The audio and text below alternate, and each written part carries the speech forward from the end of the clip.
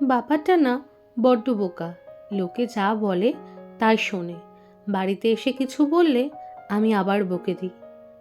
কোনো শ্বশুরমশাই দেখেছেন এরকম যে মেয়ের বকা শোনে? আমার বাবাটা না ঠিক এরকম। বৌমা ঘুম থেকে উঠতে দেরি হয়, আহা ছাড়ো না, মেয়েটাকে ঘুমাতে দাও, তোমার চায়ের ব্যবস্থা আমি করে দেব।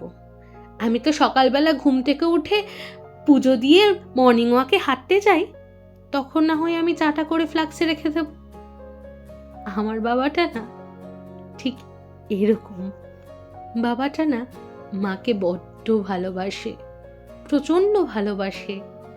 লোকে হয়তো দেখলে বলবে আদিক্ষেতা করে। জানেন তো, অনেক লোকেই না বলেছে এত খরচা করে কি হবে, নিজের জন্য রাখ, বাঁচিয়ে তো লাভ নেই। আর তাও মানুষটা অক্লান্ত পরিশ্রম করে চলেছে নিজের ভালোবাসার মানুষকে বাঁচিয়ে রাখতে। বাবাটা না আমার এরকম। বাবার ছেলে বড্ড সরল, লোকে বোকা বানায় জানো তো। সামনে বাবা বকলে পরে পেছনে তারিফ করে জানো তো। আমার বাবা এরকম। এটা না ঠিক নারকেলের মতো, বাইরেটা যতই শক্ত হোক না কেন ভেতরটা একদম নরম। আর একটু ভালোবাসলে হয়ে যায় জলের মতো তরল। আমার বাবাটা না ঠিক এরকম। জানেন তো, মানুষকে যদি নিঃস্বার্থভাবে ভালোবাসা যায় তার উদাহরণ একমাত্র আমার এই বাবা। কারোর প্রতি কোনো এক্সপেকটেশন রাখে না। কেউ যদি খারাপ করে বা খারাপ বলে তাও তাকে অবিরাম ভালোবেসে যায়।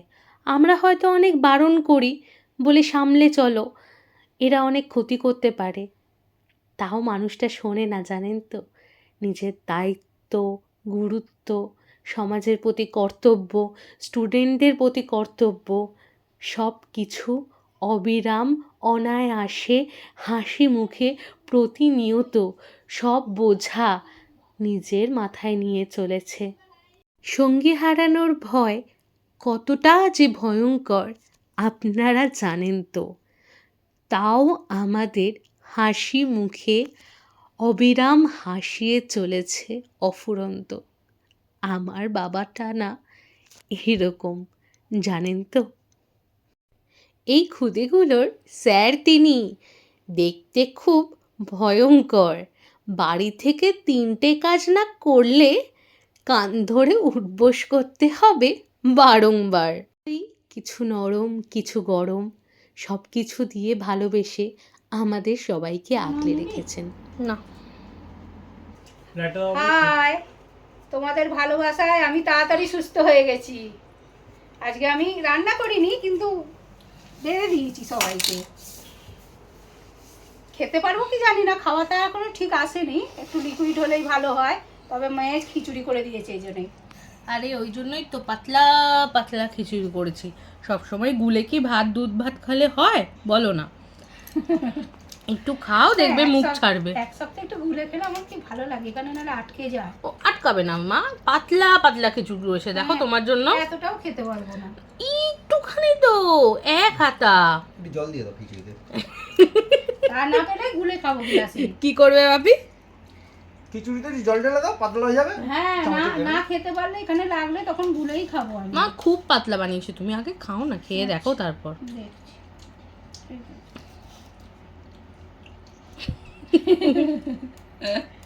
খাও খাও, শুরু করো।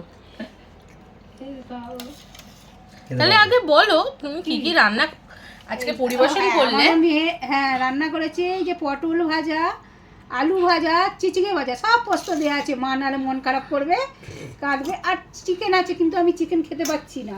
না আমি খেতেই খেতে হবে। পারবো না, আমি খেতে পারবো না, আমি নিয়ে নিই। না চিকেন খেতেই না, হবে। আমি খেতে পারবো না, দুদিন যাক না, তখন আর তোদের দেবো না, আমি ভাগে বেশি খাবো। আর আছে আচার, চাটনি। আমড়ার আচার, এটা আমি বানিয়ে রেখে দিয়েছি। আচ্ছা, হ্যাঁ, সারা বছরের জন্য। আমরা তো একটু ভাতের শেষে আচারটা খাই বা টক জাতীয় কিছু খাই, ওই জন্য। রাস্তাঘাটে বেরোলে যাতে না কাঁচার খাই, তার জন্যই দুপুরবেলা প্রত্যেকদিন ভাতে আমরা আচার খাই। দারুণ দারুণ দারুণ। ওকে চলো, হ্যাঁ এই যে বলো। এই যে ফোন, আমি গোপাল ভাত দেখছি। আমার নাড়ু গোপাল তো, তাই জন্য গোপাল ভাঁড় হ্যাঁ, ছাড়া ভাত খেতে পারে না। হ্যাঁ। আজকে সন্ধ্যের আড্ডার জন্য বাপি নিয়ে এসেছিল সিঙ্গারা, আর কালকে তো আপনারা দেখলেন সেই দোকানটা থেকে প্রজাপতি বিস্কুট কিনেছিলাম, তাই আজকে চায়ের সাথে থাকছে প্রজাপতি বিস্কুট আর সিঙ্গারা। আবার আমাদের চায়ের আড্ডা আজকে হবে। আমরা কিন্তু একসঙ্গে থাকার সুযোগ পেলে একদমই হাতছাড়া করি না।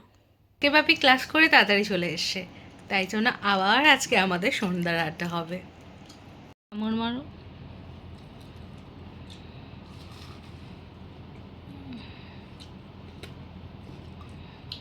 হবে, খেতে হবে তো। আমি খেতে- না না না না, আমি খেতেই পারবো না, আমি শুধু বাপি খাই দাও। না, আমি শুধু চা খাবো। না না, না না না না। বাপি তো তোমার জন্য নিয়ে এলো, বলো। না, না, না, নিয়ে আসলে আমি খেতে পারবো না। এ তো রোজ সবাই ব্লগে দেখছে। এই দিদি অর্থাৎ মুনমুনদি আর মুনমুনদির হাজবেন্ড জামাইবাবু দুজনেই মাকে দেখতে আজকে চলে এসছে। বারবার আমাকে বলছিল মায়ের জন্য খুব মন কেমন করছে। আমাকে তো প্রতিনিয়ত মায়ের খবর নেয়, আর থাকতে না পেরে আজকে মাকে দেখতে চলে এসছে। আর এসেছিল এই ছোট্ট ভাগ্নেটা আমাদের। কি মিষ্টি এই ভাগ্নেটা। তিনজনে যে এত ভালো মানুষ আপনাদের বলে বোঝাতে পারবো না। তো এরকম মানুষ পৃথিবীতে আসে বলেই আমার মাটা না বাঁচার শক্তি পায়, অনেক সাহস পায়, অনেক ইন্সপিরেশন পায় যে আমাকে মানুষ ভালোবাসে। আমাকে এদের জন্য অনেক কষ্ট করে থাকলেও বেঁচে থাকতে হবেই। সত্যি আমি মন থেকে তোমাদের প্রতি কৃতজ্ঞতা বলে ছোট করব না, অনেক ভালোবাসা আর সম্মান রইল গো। আমি ওকে জিজ্ঞেস করলাম যে কি হয়েছে, একটা তখন খেতে পারি না, কোনো তখন ও কিছু। বললো যে লিকুইডটা এরকম- খেতে পারি, কিন্তু চিবিয়ে এখানে নাববে না আর। আচ্ছা আচ্ছা, না না, সুস্থ হয়ে যাবে তাড়াতাড়ি, সুস্থ হয়ে তারপর এক যাবে। সপ্তাহ পর থেকে আগে আরো হতো, আরো 15 দিন আরে যেত, খেতে পারতাম না। এখন একটু কমে গেছে আস্তে আস্তে। আচ্ছা আচ্ছা, তো যত ভেতরের জিনিসটা ভালো হচ্ছে তত খারাপ থাকলে খেতে পারি।